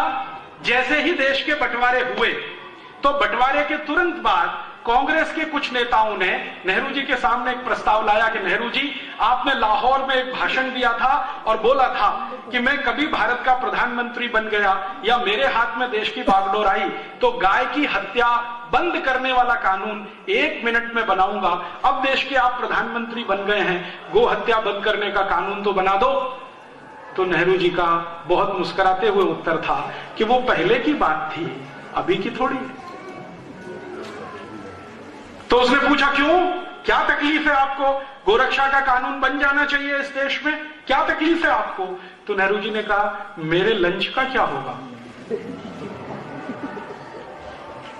और नेहरू जी का सेक्रेटरी जिसका नाम था जॉन मथाई, वो लिख कर गया है कि नेहरू जी के लंच में बीफ चलता था। बीफ का मतलब होता है गाय का मांस, वो खुद गाय का मांस खाते थे और अपने को कश्मीरी पंडित कहा करते थे। नेहरू जी की इन दो छोटी सी दुष्चरित्रताओं ने पूरे देश में सत्यानाश कर दिया। क्या सत्यानाश हुआ? अंग्रेजों को पता था कि ये आदमी ऐसा है जिसको हम चाहें तो घुमा सकते हैं। क्यों? जिसको चरित्र में कमजोरी आ जाती है, जो लंगोट से पक्का नहीं होता है, उसको चाहे वो घुमा सकता है। ये दुनिया में सबसे बड़ा उसूल है सार्वजनिक सामाजिक काम करने वालों के लिए। जो लंगोट का पक्का नहीं होता है, उसको चाहे वो घुमा सकता है। तो अंग्रेजों को पता चल गया कि ये तो बहुत कच्चा आदमी है, तो उन्होंने उस कच्चे आदमी के कच्चेपन का भरपूर फायदा उठाया और संसद में बार बार भाषण हुआ। एटली बोलता है, चर्चिल बोलता है कि चिंता मत करो, नेहरू के हाथ में सत्ता है, हम जो चाहेंगे वही होगा। तो आप चाहेंगे तो क्या होगा? तो चर्चिल ने कहा कि चिंता मत करो, भारत से हम लौटने के बाद भी भारत में वही होगा जो हम चाहेंगे। तो एटली पूछ रहा है कि विस्तार से जरा बताओ। तो चर्चिल कहता है कि देखो, हम भारत को छोड़ देंगे लेकिन हमारी भाषा भारत में रहेगी, हम भारत को छोड़ देंगे लेकिन हमारे कानून भारत में रहेंगे, हम भारत को छोड़ देंगे हमारी संस्कृति भारत में रहेगी, हम भारत को छोड़ देंगे हमारी शिक्षा व्यवस्था भारत में रहेगी, हम भारत को छोड़ देंगे हमारी संस्थाएं भारत में रहेंगी, हम भारत को छोड़ देंगे हमारा धर्म भारत में रहेगा। और ऐसा बोलते बोलते कह गया कि बस इतना ही होगा कि अभी हम गोरे अंग्रेज भारत में राज कर रहे थे, कल से काले अंग्रेज करेंगे, चिंता करने की जरूरत नहीं। और आप जानते हैं, आजादी मिलने के बाद नेहरू जी का जो पहला भाषण हुआ भारत की संसद में, वो संसद के अंदर रिकॉर्डेड है, 3.5 घंटे का स्पीच है, जिसमें नेहरू जी कह रहे हैं कि भारत की आजादी के बाद हमें भारत चलाना है तो इन्हीं अंग्रेजों की मदद लेनी पड़ेगी जिन्होंने अब तक भारत चलाया है। इसलिए मैं संसद में ये अनाउंस करता हूं कि अंग्रेजों की बनाई गई प्रशासनिक व्यवस्था जैसी की तैसी ही चलेगी। माने ICS officer, IPS officer, IRS officer, सारे के सारे ऑफिसर्स वैसे ही रहेंगे। अंग्रेजों की बनाई गई पुलिस वैसी की वैसी ही रहेगी। और उसी दिन से तय हो गया कि भारत की आजादी शून्य है, क्योंकि जिस बात के लिए भगत सिंह आजादी चाहते थे वो तो हुआ नहीं। भगत सिंह का सपना क्या था? 28 सितंबर 2007 को भारत की सरकार भगत सिंह के डायरी के बहुत सारे पन्ने पब्लिश करने जा रही है जो आपको पढ़ने को मिलेंगे, जो अब तक छुपा के रखे गए, जानबूझकर छुपा कर रखे गए। कुछ ऐसे पन्ने हैं भगत सिंह की डायरी के जो देश के सामने आने चाहिए थे 50 साल पहले, लेकिन नहीं लाए गए। क्यों? क्योंकि उन पन्नों में भगत सिंह ने भविष्य का भारत कैसा होना चाहिए उसका खाका लिखा है। भगत सिंह लिखते हैं कि आजादी के बाद भारत में अंग्रेजों के कानून नहीं चलेंगे, अंग्रेजी पुलिस व्यवस्था नहीं चलेगी, अंग्रेजी न्याय व्यवस्था नहीं चलेगी।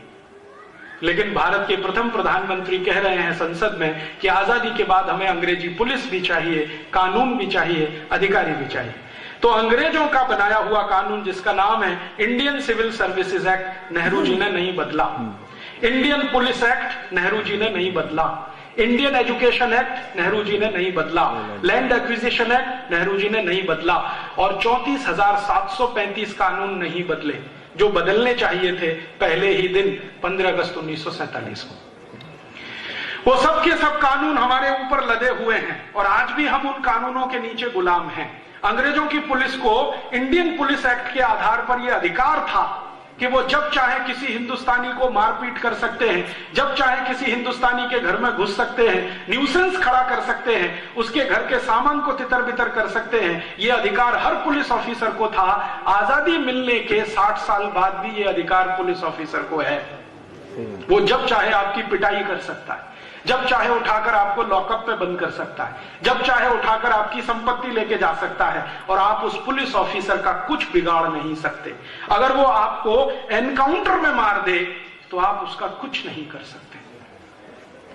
आप जानते हैं बहुत सारे पुलिस ऑफिसर इसी ताकत का दुरुपयोग करते हैं, पंजाब में, जम्मू कश्मीर में, नंदीग्राम बंगाल में, और उस दुरुपयोग का अंतिम दुष्परिणाम होता है कि समाज के अंदर पुलिस के खिलाफ एक बगावत की भावना होती है जो कभी कभी किसी गलत रास्ते पे मुड़ जाती है। ये कानून बदला नहीं, इंडियन एजुकेशन बदला नहीं, अंग्रेजी को भगाया नहीं, जब अंग्रेज भागे तो अंग्रेजी जानी चाहिए, वो भगाया नहीं, सब कुछ रख लिया, बस अंग्रेज चले जाएं, बाकी सब भारत में रह जाए, ये आजादी का तथ्य निकला। भगत सिंह का सपना था कि अंग्रेज के साथ अंग्रेजियत जाए इस देश में से, अंग्रेजों के साथ अंग्रेजियत जाए, ये भगत सिंह का सपना था। लेकिन आजादी के बाद भारत के प्रधानमंत्री पहले पंडित नेहरू ने अंग्रेजों को विदा किया, अंग्रेजियत को संभाल के रख लिया। दुष्परिणाम क्या हुआ उसका? अंग्रेज जब भारत छोड़कर गए तो भारत में गाय का कत्ल करने के लिए 350 कत्ल खाने होते थे। अब अंग्रेजों के जाने के 60 साल के बाद इस देश में 36,000 कत्ल खाने हो गए गाय का कत्ल करने वाले। जब अंग्रेज हिंदुस्तान छोड़कर गए थे तो एक साल में 30,000 गाय कटती थी। अब अंग्रेजों के 60 साल के बाद इस देश में एक दिन में 30,000 गाय कट जाती है। ये हमने विकास किया। अंग्रेज जब इस देश को छोड़कर गए थे तो गाय का मांस अंग्रेजों की पुलिस खाती थी और अंग्रेजों की सेना खाती थी। अंग्रेजों के चले जाने के 60 साल के बाद भारत की गायों का मांस दुनिया के तमाम लोग खा रहे हैं। यहां से गाय का मांस एक्सपोर्ट किया जा रहा है। अंग्रेजों के जमाने में ये जो कानून नहीं बदला सरकार ने, अंग्रेजों के जाने के बाद भी नहीं बदला, उसका आज दुष्परिणाम ये है कि गाय के एक एक साल के बछड़े, 2-2 साल के बछड़े रात दिन काटे जाते हैं, ट्रक के ट्रक भर के कत्ल खानों में भेजे जाते हैं। किसी कत्ल खाने के सामने आप जाके 10 मिनट खड़े नहीं हो सकते। पंजाब से गायों का इतना कत्ल हुआ है कि देशी गाय ही दिखाई नहीं देती इस पूरे पंजाब में। पंजाब के मैं जितने भी गांव में आज तक गया हूं, किसी भी गांव में देशी गाय का दर्शन नहीं मिला। हिंदुस्तानी गाय, थरपारकर, साहीवाल, कांकरेजी, लाल सिंधी, सफेद सिंधी, राठी, ये सब भारत की गाय है, कहीं दिखने को नहीं मिलती है। जो पंजाब में दिखाई देती है वो सब अमरीकी गाय, होलेस्टियन, फ्रीजियन, जिसको अंग्रेजों ने लाकर यहां छोड़ा और हिंदुस्तानी गाय को साफ करा दिया। और ये सिर्फ पंजाब का हाल नहीं है, पूरे हिंदुस्तान में यही हो रहा है। देशी गाय का बड़े पैमाने पर कत्ल। अंग्रेजों का तर्क ये था कि गाय का मांस खाने में बहुत स्वादिष्ट है। आज हमारे देश में जो काले अंग्रेज चला रहे हैं सरकार को, वो भी यही कहते हैं कि गाय का मांस खाने में बहुत स्वादिष्ट है, इसलिए गाय का कत्ल बंद नहीं हो सकता, चालू रहेगा। अंग्रेजों ने एक कॉन्वेंट स्कूल खोला था कलकत्ता में 1760 में। अब हिंदुस्तान में हजारों कॉन्वेंट स्कूल गली गली में है। और मुझे ये कहते हुए बहुत शर्म आती है कि हिंदुस्तान में बजरंगबली कॉन्वेंट स्कूल भी है। My God. सरस्वती माता कॉन्वेंट स्कूल भी है इस देश। आज तक मेरे समझ में नहीं आया बजरंगबली का कॉन्वेंट से क्या कनेक्शन है।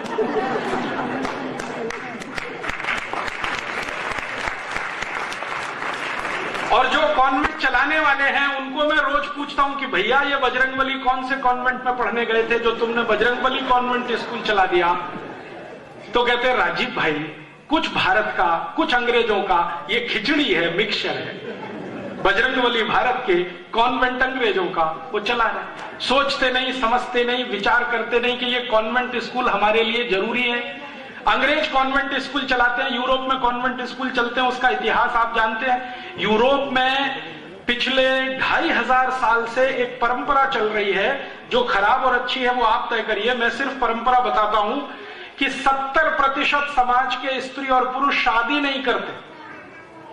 ये 2500 साल पुरानी परंपरा है यूरोप की, शादी नहीं करते लेकिन बिना शादी के साथ में रहते। इसको एक नाम दे दिया है लिव इन रिलेशनशिप। पति पत्नी नहीं बनते ऑफिशियली, लेकिन बिना ऑफिशियली पति पत्नी बने हुए पति पत्नी की तरह से रहते हैं, तो बच्चे तो पैदा होते ही हैं। अब ऐसे पति पत्नी जो शादी करते नहीं और बच्चे आ गए, वो कहते हैं बाई एक्सीडेंट आ गए। हमने तो बच्चे लाने की प्लानिंग की नहीं थी, वो तो एक्सीडेंट से आ गए। तो ऐसे बच्चों को सरकार पालती है, क्योंकि पति पत्नी नहीं पाल सकते, और उन बच्चों को पालने के लिए चर्च को फंड दिया जाता है। चर्च उस पैसे से कॉन्वेंट स्कूल चलाता है। कॉन्वेंट का अंग्रेजी में मतलब होता है लावारिस बच्चों का स्कूल। आप चाहें तो ऑक्सफोर्ड डिक्शनरी खोलिए, वेबस्टर डिक्शनरी खोलिए और CONVENT का मतलब देख लीजिए। CONVENT का मतलब है लावारिस बच्चों का स्कूल, जिनके बाप का पता नहीं, जिनकी अम्मा का पता नहीं, ऐसे बच्चों का स्कूल।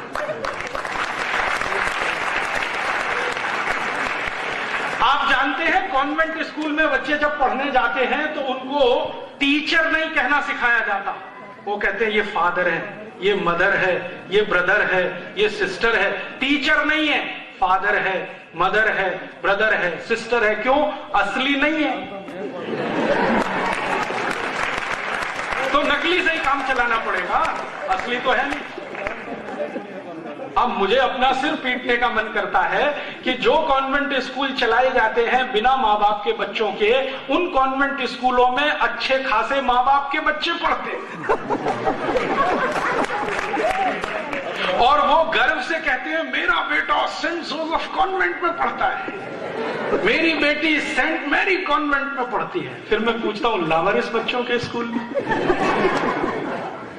तो थोड़ी देर के लिए परेशान हो जाते हैं। फिर जब मैं उनको डिक्शनरी खोल खोल के दिखाता हूं, पढ़ पढ़ के सुनाता हूं, तो कहते राजीव भाई क्या करें, अच्छी शिक्षा देनी है तो मजबूरी का कुछ समझौता करना है। मैं उनसे कहता हूं कि आप क्या समझौता कर रहे हैं, जरा सोचो तो सही। हमारे भारत की परंपरा है कि किसी भी बेटे या बेटी की दो माताएं हो सकती हैं, बाप दो नहीं होते। आप जानते हैं भारत की परंपरा, भगवान कृष्ण की दो माताएं, एक ने जन्म दिया, एक ने पाला। भगवान राम की तीन माताएं, कैकेयी, सुमित्रा, अतिरिक्त माता, मूल माता कौशल्या। आप पुराने जमाने से ढूंढना शुरू करो तो हर एक महान व्यक्ति की दो तीन माताएं मिल जाएंगी। राणा प्रताप की दो माताएं, एक पन्ना धाय जिसने दूध पिलाया और एक असली मां जिन्होंने जन्म दिया। शिवाजी की दो माताएं।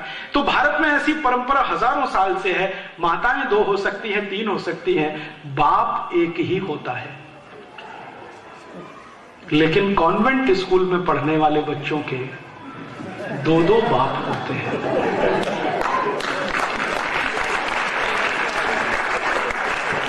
एक तो घर में है असली और दूसरे स्कूल में नकली, फादर, मदर, ब्रदर, सिस्टर।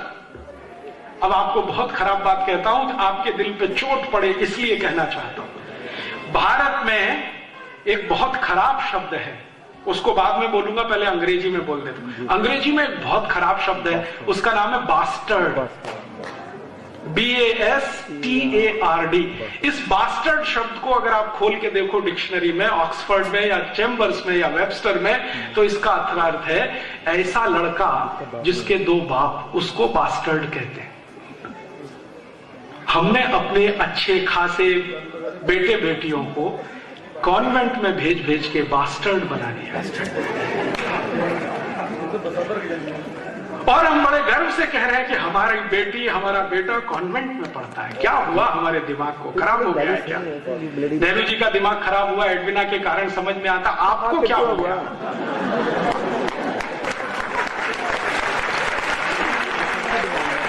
आप ये क्यों फंसे हैं चक्कर में? मेरी विनती है आप सभी को, अगर जो भगत सिंह की सच्ची श्रद्धांजलि अर्पित करना चाहते हैं तो भगत सिंह जी की जो छपने जा रही है डायरी, 28 सितंबर को छप जाएगी, जरूर खरीद के पढ़ना। उसमें उनके विचार हैं कि अंग्रेजों के जाने के साथ अंग्रेजी शिक्षा जानी चाहिए, हमें वो नहीं चाहिए।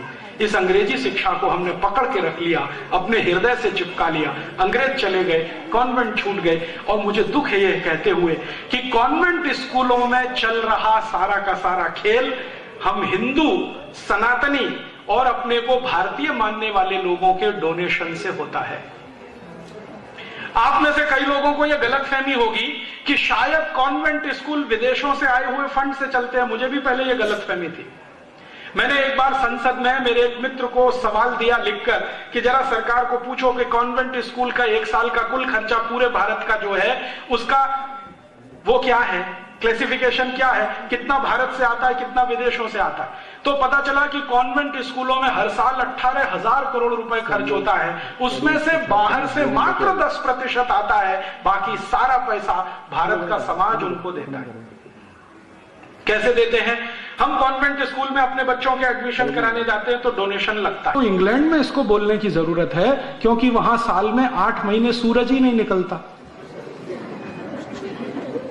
साल में 8 महीने जिस देश में सूरज ना निकले और गलती से किसी दिन निकल मॉर्निंग, यहां तो रोज सूरज निकलता है, करोड़ों साल से निकल रहा है, अगले करोड़ों साल तक निकलेगा। हम कहां फंस गए इस गुड मॉर्निंग में? और उससे भी आगे की मूर्खता, गुड नाइट। हिंदुस्तान की every night is good night. Europe में होता है रात को बर्फ पड़ती है और एक रात को नहीं, 10-20 रातों को बर्फ पड़ती रहती है। जब बर्फ पड़ना बंद हो जाती है तब वो चिल्लाते हैं गुड नाइट। भारत में तो every night is good night. हम फंस गए गुड आफ्टरनून। यूरोप में होता है गुड आफ्टरनून क्योंकि सूरज तो निकलता नहीं महीनों महीनों, कभी अचानक को 3 बजे के आसपास वो झलक दिखलाता है तो वो चिल्लाते हैं गुड आफ्टरनून। हमारे यहां तो every afternoon is good afternoon. काहे के लिए ये फंस गए चक्कर में good noon, good afternoon, good morning, good night. Convent में पढ़ा के अपने बच्चों को हमने आधा अंग्रेज बना दिया। कैसे?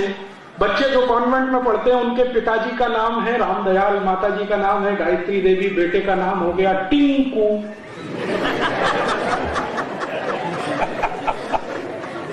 मेरे समझ में नहीं आता कि ये रामदयाल और गायत्री देवी का टिंकू कहां से आया। टिंकू का अर्थ समझते हैं? फिर से डिक्शनरी खोली ऑक्सफोर्ड की, वेबस्टर की। टिंकू का अर्थ है आवारा लड़का।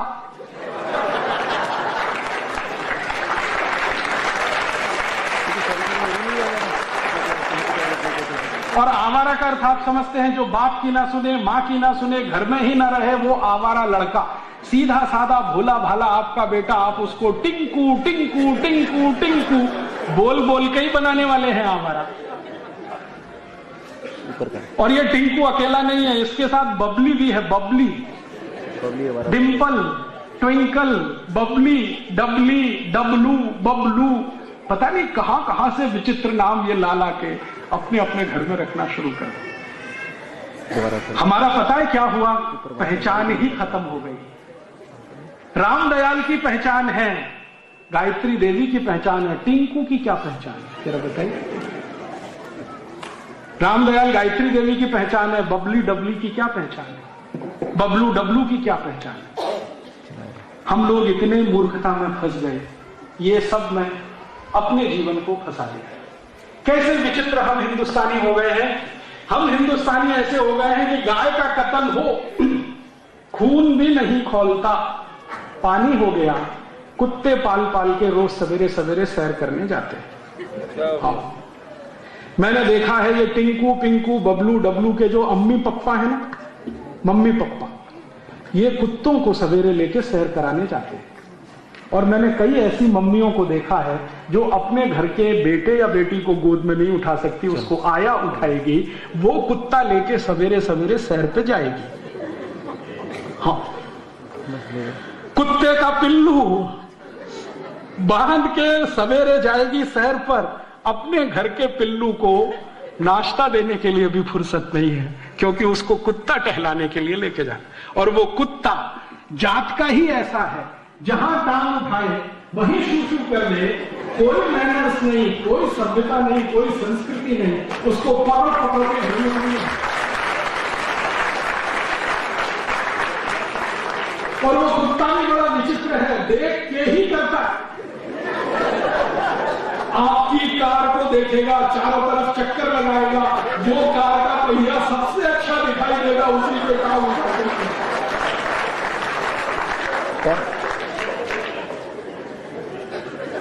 और उस कुत्ते को घर में बांध के बाहर एक बोर्ड टांग देते हैं, बिवेयर ऑफ डॉग। ये हमारा कचरा हो गया, पहचान खत्म हो गई। पहले हर घर के सामने गाय बांधी जाती थी, अब घरों में कुत्ता आ गया। हमने विकास कर लिया, गाय को तो काट के मांस खा रहे हैं, कुत्ते को घर के सामने बांध रहे हैं, जो आपको भी चिल्लाए, पड़ोसी को भी चिल्लाए, आने वाले को उससे भी ज्यादा चिल्लाए। कहना था कि यही एक ऐसा जीव है जो आने वाले भविष्य में किसी काम का ना हो। गाय को लेके नहीं गए, बैल को लेकर नहीं गए, कुत्ते को लेके गए, वो प्रतीकात्मक है। उस युधिष्ठिर ले गए अपने साथ उस कुत्ते को, हमने फिर वापस लाके घर में बांध दिया, क्योंकि अंग्रेजों के अंग्रेज तो हम हैं। अंग्रेज पालते हैं कुत्ता, जानते हैं क्यों पालते हैं? क्योंकि यूरोप में ठंड बहुत पड़ती है, और जब बहुत ज्यादा ठंड पड़ती है तो कुत्ते की बहुत जरूरत पड़ती है। क्या काम के लिए? बर्फ पड़ती है 10 फीट ऊंची, 15 फीट ऊंची, बर्फ के नीचे बहुत कुछ दब जाता है, गाड़ियां दब जाती हैं, घरों के दरवाजे दब जाते हैं, तब वो कुत्ता है जो सूंघ सूंघ के बताता है कि कहां क्या है। इसलिए अंग्रेज कुत्ते को पालता है, उनकी मजबूरी है कुत्ता पालना, हमारे लिए कोई मजबूरी नहीं है। लेकिन हम इस अंग्रेजियत में डूबे। थोड़ा आगे बढ़े, इस अंग्रेजियत का क्या असर है कॉन्वेंट स्कूलों का?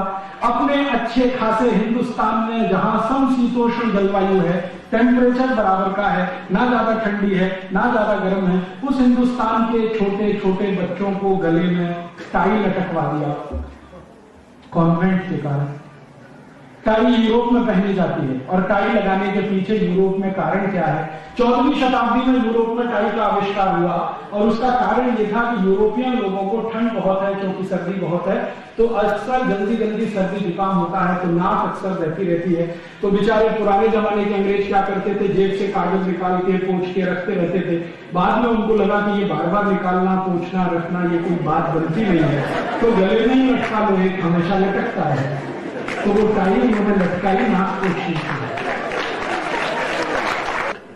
और हम तो ऐसे महानों के महान हो गए कि भरी जून की गर्मी में 3 पीस सूट टांगे घूमते रहते हैं, दूल्हे राजा बन के घोड़े पे चढ़ के बैठते, 3 पीस सूट और टाई लगा के। मूर्खों के मूर्ख उसी दिन सुपर इडियट बन के शादी करने जाते।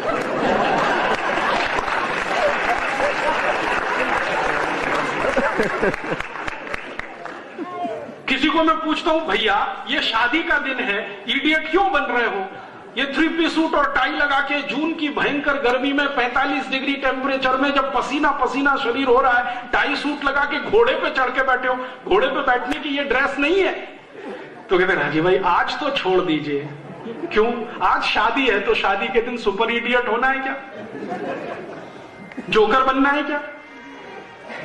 और मैं कभी कभी उनसे कहता हूं कि भैया अगर तुम 3 पीस सूट और टाई लगाते हो तो शादी के समय अपनी पत्नी को मैक्सी पहनाओ या मिडी में लेके आओ। मिडी समझते? हाफ स्कर्ट यहां तक, घुटने के ऊपर तक की स्कर्ट को वहां मिडी कहते हैं। तो मैं कहता हूं मिडी में लाओ अपनी पत्नी को, मैक्सी में लाओ, क्योंकि आप से गृहस्थी।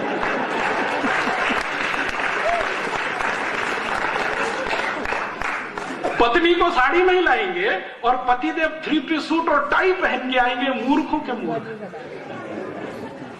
यही सब कॉन्वेंट की निशानियां हैं। ये कॉन्वेंट एजुकेशन ने हमारे दिमाग में ऐसा वायरस भर दिया, ना तो हम हिंदुस्तानी रह पाए ना अंग्रेज बन पाए, हम खिचड़ी हो गए, हमारी पहचान खत्म हो गई। मैं दुनिया में बहुत घूमता हूं और दुनिया के देशों में जब मैं जाता हूं तो मुझे बड़ा गर्व होता है कि जो देश में मैं गया वहां के लोगों का पहनावा देख के मुझे तुरंत पता चलता है कि यह आदमी कहां का है। गल्फ के किसी भी देश में चले जाइए, सऊदी अरब के आदमी को आप कपड़े से पहचान लेंगे, संयुक्त अरब अमीरात वाले को कपड़े से पहचान लेंगे, बहरीन वाले को पहचान लेंगे, कुवैत वाले को पहचान लेंगे, ओमान वाले को पहचान लेंगे। और कई बार तो ऐसा होता है कि पूरे कपड़े देखने की जरूरत नहीं, सिर पर जो स्कार्फ बांधा हुआ है ना, उससे मैं देश बता सकता हूं ये आदमी किस देश का है। ये हिंदुस्तानी विचित्र बंदा है, कहीं भी घूमे यूरोप और अमेरिका में पहचान ही नहीं सकते कि किस देश का है, सरदारों को छोड़कर। हाँ, क्योंकि वो अकेले बचे हुए हैं जिन्होंने अपनी पगड़ी नहीं छोड़ी है, जिन्होंने अपने केश नहीं छोड़े हैं, जिन्होंने अपना कड़ा नहीं छोड़ा है, जिन्होंने अपनी कटार नहीं छोड़ी है। मैं दुनिया में जहां भी जाता हूं सिखों को तुरंत पहचान लेता हूं कि ये पक्का हिंदुस्तानी है। बाकी किसी हिंदू को पहचानना बहुत मुश्किल होता है, क्योंकि 3 पीस सूट और टाई लगा के वो अंग्रेजों का बाप नजर आता है। जो कोई हमारे पोशाक से हमें नहीं पहचान सके तो ऐसी इज्जत और ऐसे सम्मान का क्या करें। हमारी भाषा बदल गई, हम अब अंग्रेजी में बात करते हैं, पढ़े लिखे लोग ज्यादा अंग्रेजी में बात करते हैं, विचित्र विचित्र शब्द बोलते रहते हैं, कहते हो Rajiv Dixit she is my missus. मैं पूछता हूं really she is your missus? क्योंकि मिसेस का मतलब नहीं मालूम। मिसेस का मतलब होता है धर्म पत्नी को छोड़कर कोई भी महिला। जी जी, एग्रीड सर, एग्रीड। मैं आपको सच बता रहा हूं, जोक नहीं है ये। अंग्रेजों की डिक्शनरी में मिसेस का अर्थ होता है धर्म पत्नी को छोड़कर कोई भी ऐसी महिला जिसके साथ आप चाहें तो एक रात गुजारें, 2 रात गुजारें, माने वैश्या और कॉरल गर्ल, वो मिसेस होती है। हम हमारी अच्छी खासी धर्म पत्नी को मिसेस बनाने पे तुले हुए हैं। Oh Rajiv Dixit she is my missus. तो मैं पूछता हूं really she is your missus? Oh my God. और इसका उल्टा है मिस्टर। मिस्टर माने पति को छोड़कर कोई भी पुरुष जिसको आप इस्तेमाल करने के लिए लाए, पैसा देके सवेरे विदा करेंगे, वो मिस्टर। हम अपने धर्म पति को मिस्टर बनाते हैं, धर्म पत्नी को मिसेस बनाते हैं, बिना सोचे समझे अंग्रेजों की नकल करके अपने को अंग्रेजों से बड़ा सिद्ध करने की कोशिश करते हैं। बच्चों को बचपन से बड़ा करते हैं, उनको कविताएं भी सुनाते हैं तो अंग्रेजी में twinkle twinkle little star how I wonder what you are. उन बच्चों को पूछो भैया इसका मतलब क्या है, मालूम नहीं। Twinkle twinkle little star how I wonder what you are, मतलब मालूम नहीं है। रटा रटा के उसको तोता बना दिया, पोपट। कभी कभी कुछ बच्चे आते हैं, rain rain go away come again another day little baby wants to play. फिर मैं उनसे पूछता हूं मतलब मालूम है इसका क्या? रेन रेन गो अवे माने बारिश तुम चली जाओ, कभी भी मत आओ क्योंकि मुझे खेलना है। भगवान ने अगर सुन लिया तो आप बोल रहे हैं रेन रेन गो अवे, बारिश तुम चली जाओ चली जाओ चली जाओ, कभी भी मत आओ। भगवान ने सुन लिया बारिश आएगी नहीं, भूखे मर जाएंगे आप सब। ऐसी उल्टी उल्टी कविताएं क्यों सिखा रहे हैं? Rain rain go away come again again other day. तो आप बोलेंगे जी कौन सी कविताएं सुनाएं? क्या पंजाबी में कोई कविता नहीं है? हिंदी में नहीं है? मराठी में नहीं है? मराठी की एक कविता मुझे याद आती है, बता देता हूं। ये रे पाऊसा तुला दे तो पैसा, पैसा झाला खोटा पाऊस आला मोटा। माने बारिश तुम जल्दी जल्दी आओ, जल्दी जल्दी आओ, ज्यादा ज्यादा आओ, मैं तुमको पैसा दूंगा। ऐसी कविता है मराठी की। ऐसी ही होगी कोई पंजाबी में, ऐसी ही होगी हिंदी में, जिसमें बारिश को हम बुला रहे हैं, रेन रेन गो अवे नहीं सिखा रहे हैं, बारिश तुम चली जाओ। हमारा दिमाग पता नहीं कहां चला गया।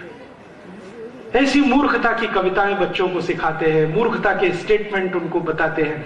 बच्चों को बोलना सिखाते हैं, मम्मी बोल, मां मत बोल, मम्मी बोल। मम्मी का मतलब है मरा हुआ, MUMMY, मम्मी माने मरा हुआ। और डैडी, डैडी माने मरे हुए जैसा। और अब और तरक्की हो गई है, अब बोलते हैं डैड, पूरा ही मरा हुआ।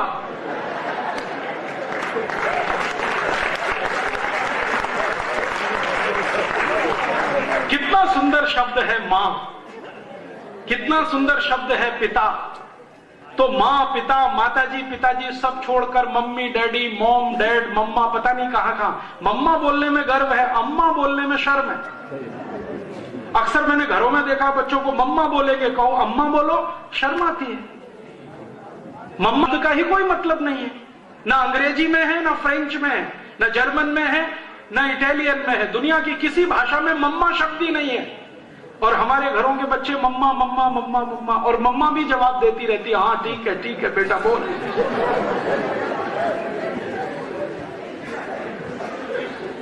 मेरा आपको हाथ जोड़कर विनती है, अपनी पहचान को मत डुबोइए। दुनिया में जिनकी पहचान खत्म हो जाती है उनका सब कुछ खत्म हो जाता है। दुनिया में हर देश अपनी पहचान के लिए लड़ता है, चाहे वो छोटा सा इराक हो या ईरान हो या सऊदी अरब हो या फ्रांस हो या जर्मनी हो या स्वीडन हो या स्विट्जरलैंड हो या डेनमार्क हो। हर देश अपनी पहचान के लिए लड़ रहा है, दूसरे किसी भी देश की गुलामी में जाने को तैयार नहीं है, क्योंकि पहचान खत्म हो जाएगी। हम खुशी से अपनी पहचान लुटवाने पर, खत्म करवाने पर तुले हैं। मेरी आपको विनती है कि भगत सिंह जी के शहादत दिवस की पूर्व संध्या पर अपने जीवन में एक संकल्प लें कि हम अपनी पहचान बनाकर रखेंगे, क्योंकि आपकी पहचान चली गई तो फिर आपकी आने वाली पीढ़ी के सामने तो और बड़ा संकट खड़ा हो जाएगा। और जिस लोगों के समाज की पहचान चली जाए, राष्ट्र भी टूट जाएगा, राष्ट्र भी चला जाएगा, बचेगा नहीं इसमें कुछ भी। इसलिए इस अंग्रेजियत में से डूबे हुए आप सब लोग थोड़ा बाहर आइए, अपने जीवन में छोटे छोटे से कुछ संकल्प लाइए और इन संकल्पों की मदद से अपनी पहचान को आगे बढ़ाइए। आप बोलेंगे हम भारत में रहते हैं तो भारत की पहचान है कुछ, वो पहचान कहां है? भारतीय भोजन, भारतीय भाषा, भारतीय भूषा, भारतीय भजन, भारतीय भेषज, ये सब भारत की पहचान है। मेरा कहने का मतलब यह है कि जहां भी संभव हो अपनी पहचान मत खोइए, भारतीय भोजन के स्तर से शुरू करिए, अपनी पहचान वापस लाइए। माने भारतीय भोजन ही अपने परिवार में और अपने जीवन में अपनाइए। ये जो अंग्रेजियत का भोजन है, pizza, burger, hot dog, cold dog, chowmein, इसमें कहां फंस गए आप लोग? और आप जानते हैं ये pizza, burger, hot dog, cold dog सब बनते हैं गाय के मांस से या सुअर के मांस से? लेकिन यहाँ तो होता ही नहीं है, क्योंकि इसको बनाने वाली जो कंपनी है मैकडोनल्ड और एक है केंटकी फ्राइड चिकन, ये दोनों कंपनियां ओपनली बोलती हैं कि पिज्जा और बर्गर हम बनाते हैं सुअर के मांस से, और उनकी जो बनती है ना मैगी और चाउमीन, वो बनाते हैं गाय की चर्बी के निकाले हुए रस से। अब एक तरफ आप बोलो गौ माता की जय और दूसरी तरफ खाओ पिज्जा, बर्गर या हॉट डॉग, या दूसरी तरफ खाओ चाउमीन, तो गौ माता कैसे जय होने वाली है? तो अगर गौ माता की जय करनी है तो ये pizza, burger, hot dog, cold dog, अंग्रेजी के भोजन बंद कर दीजिए। तो आप बोलेंगे जी क्या खाएं? हिंदुस्तानी भोजन खाइए, कोई कमी तो है नहीं अपने पास। आप कहेंगे जी हिंदुस्तानी भोजन में फास्ट फूड, हिंदुस्तान में सिवई से बड़ा फास्ट फूड क्या हो सकता है? तुरंत तैयार होती है, कम से कम मैगी से तो अच्छी है। दूध में सिवई बना के खिलाइए, खुद खाइए, बच्चों को खिलाइए। पराठा है, पूड़ी है, सब्जी है, रायता है, अचार है, सब्जियां, पता नहीं क्या क्या है हमारे यहां। अगर बहुत ज्यादा आपको चाहिए कुछ ऐसी चीज तो दक्षिण भारत के व्यंजन ले लीजिए। इडली है, सांभर है, रसम है, उत्तपम है, जो 10-15 मिनट में तैयार होते हैं। भारतीय भोजन मत छोड़िए। अगर आपने भारतीय भोजन छोड़ा तो क्या होगा? अंग्रेजियत का भोजन आपको मुफीद नहीं आएगा, क्योंकि अंग्रेजियत का भोजन उनके हिसाब से है जहां ठंड बहुत पड़ती है, -20 डिग्री सेंटीग्रेड हो जाता है तापमान। वो पिज्जा बर्गर खाएं तो उनको चलेगा। आप यहां +20 डिग्री सेंटीग्रेड वाले पिज्जा बर्गर खाएंगे तो कोलेस्ट्रॉल बढ़ेगा, हार्ट अटैक आएगा, डायबिटीज होगी, अर्थराइटिस होगा, वजन बढ़ता ही चला जाएगा। थोड़े दिन में आप परेशान हो जाएंगे कि आप क्या करें। पंजाब इस बात का ध्यान रखे, क्योंकि पंजाब हिंदुस्तान में अकेला पहला प्रदेश है जहां जरूरत से ज्यादा वजन बढ़ रहा है लोगों का। हर दूसरा पंजाबी ओवरवेट है इस समय, हर दूसरा पंजाबी ओवरवेट है।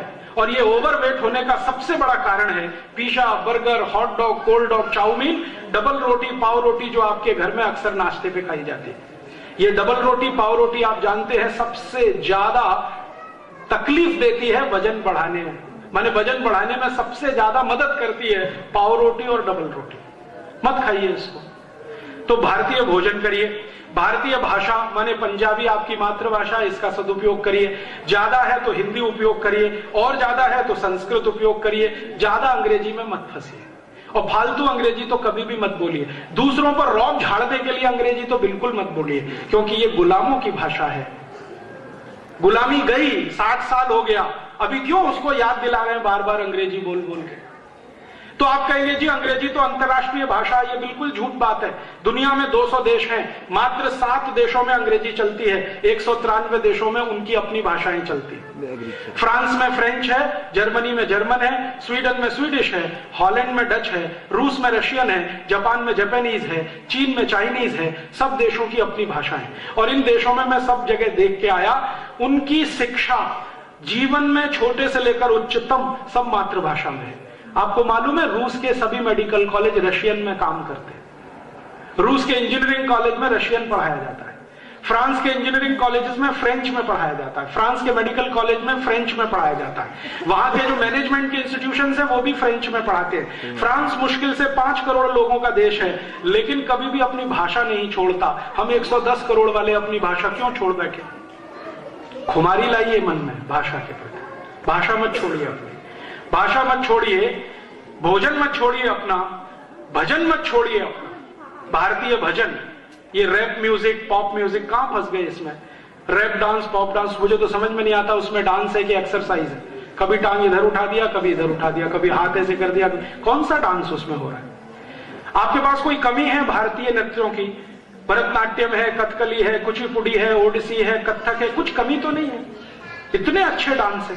और भारतीय डांस की विशेषताएं जरा समझ लीजिए तो आपको पता चलेगा कि ये कितने वैज्ञानिक तरीके से विकसित किए हुए हैं। भारतीय डांस में सबसे महत्वपूर्ण है पद संचालन, पांव का मूवमेंट, जो दुनिया के किसी भी दूसरे डांस में नहीं है। और पद संचालन इसलिए महत्वपूर्ण है कि पद के संचालन से बॉडी का बैलेंस बनता है। भरतनाट्यम, कुचिपुड़ी, कथकली और थोड़ा कथक में आए, इनकी भाव भंगिमाओं को देखें तो अगर महिलाएं इस डांस को कर रही हैं तो जीवन पर्यंत निरोगी रहने की आश्वस्ति है, गारंटी है। कैसे? भरतनाट्यम की मुद्रा देख लीजिए, पांव को जिस तरह से रखा जाता है, जिस तरह से हमारे देश की माताएं बहनें भरतनाट्यम में अपने पांव को संचालित करती हैं, एक डॉक्टर होने के नाते मैं आपको कहता हूं, वो सभी माताओं के गर्भाशय को सबसे ज्यादा फ्लेक्सिबल बनाता है पद संचालन। और मां का गर्भ स्थान सबसे महत्वपूर्ण है क्योंकि उसी में से जीवन आगे बढ़ता है। वो जितना फ्लेक्सिबल होगा, मां की आने वाली संतान उतनी अच्छी होगी। तो सारे डांस का पद संचालन गर्भाशय के मूवमेंट से है। बहुत रिसर्च है इस पर भारत में। यूरोप का पद संचालन तो पता नहीं किस तरह का है, ये अमेरिका का तो और भी विचित्र है।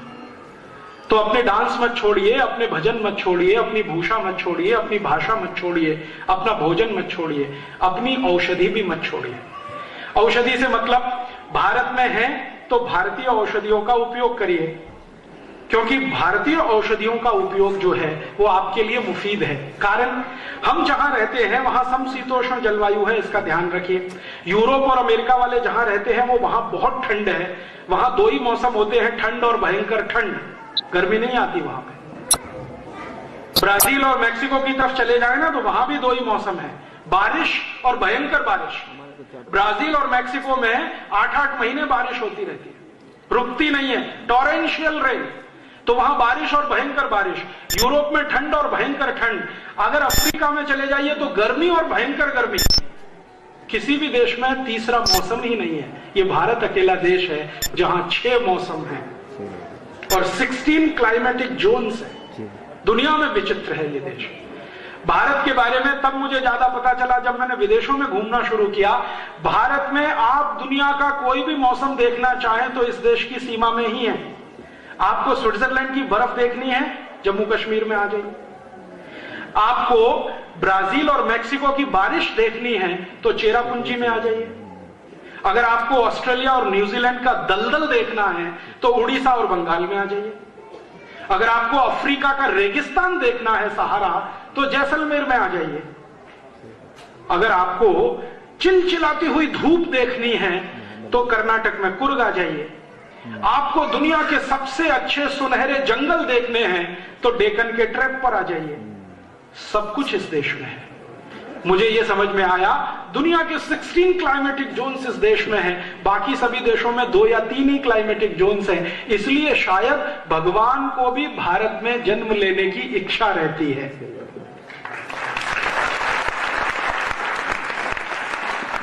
आप बड़े भाग्यशाली हैं जो भारत में जन्म मिला है, क्योंकि इस देश में ईश्वर भी जन्म लेने के लिए मनुष्य के रूप में आता है। दुनिया के किसी दूसरे देश में नहीं है। मौसम बहुत ही अद्भुत है। जिस देश का मौसम विशिष्ट है उस देश के मौसम में होने वाली गतिविधियां भी विशिष्ट हैं। जैसे हम समशीतोष्ण हैं, समशीतोष्ण जलवायु में वायरल और बैक्टीरियल इन्फेक्शन ज्यादा नहीं हो सकता। जहां ठंड बहुत है वहां वायरल और बैक्टीरियल इन्फेक्शन मैक्सिमम होगा। यहां ठंड इतनी नहीं है तो वायरल और बैक्टीरियल इन्फेक्शन सबसे कम होगा।